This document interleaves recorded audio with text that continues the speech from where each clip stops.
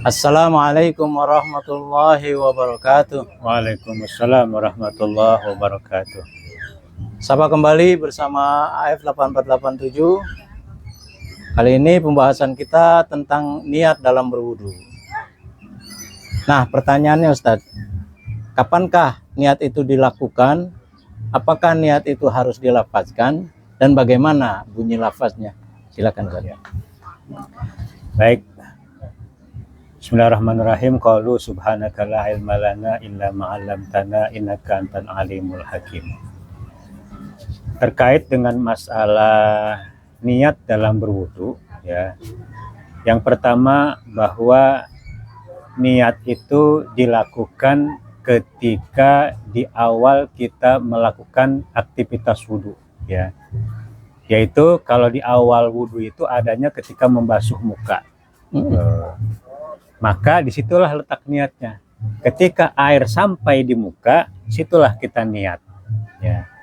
Niat itu sebenarnya tempatnya di hati, ya, di hati. Gitu. Namun, ya, kalau kita lapazkan, ya, menurut mazhab Syafi'i itu disunahkan. Ya, kita lapazkan.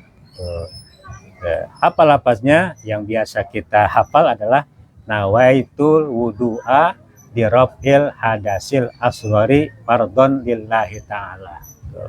Ya. Nawaitul wudu'a di raf'il hadasil asghari fardhon lillahi ta'ala.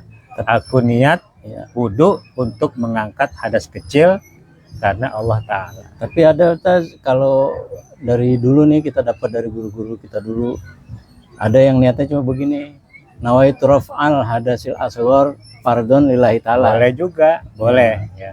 Nawaitu Raf'al hadasil asghari fardhon lillahi ta'ala. Boleh juga, ya.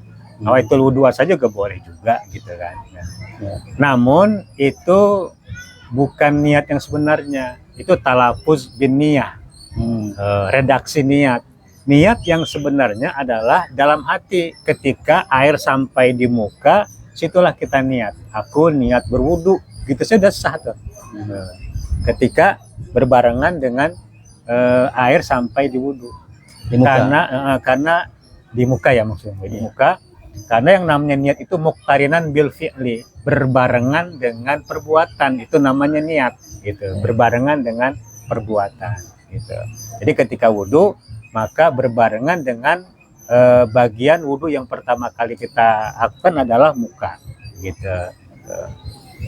Jadi sunnah tuh ditalafuzkan. Adapun kalau memang dia nggak ditalafuzkan, ya sah. Yang penting ketika dia membasuh muka, hadir tuh dalam hati, dia niat bahwa dia melakukan wudu untuk mengangkat hadas kecil, gitu, ya.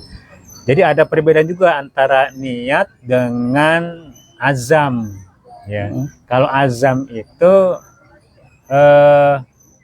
niat tapi belum berbarengan dengan perbuatan, ya. Biasanya kita dari kamar kita mau ke kamar mandi nih, ya, saya mau wudu itu masih statusnya masih azam, belum niat, gitu.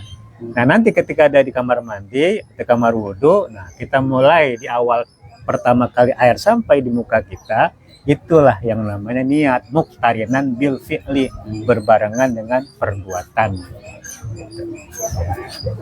Baik, demikianlah penjelasan kita kali ini. Semoga dapat bermanfaat. Billahi taufiq wal hidayah. Wassalamualaikum warahmatullahi wabarakatuh. Waalaikumsalam warahmatullahi wabarakatuh.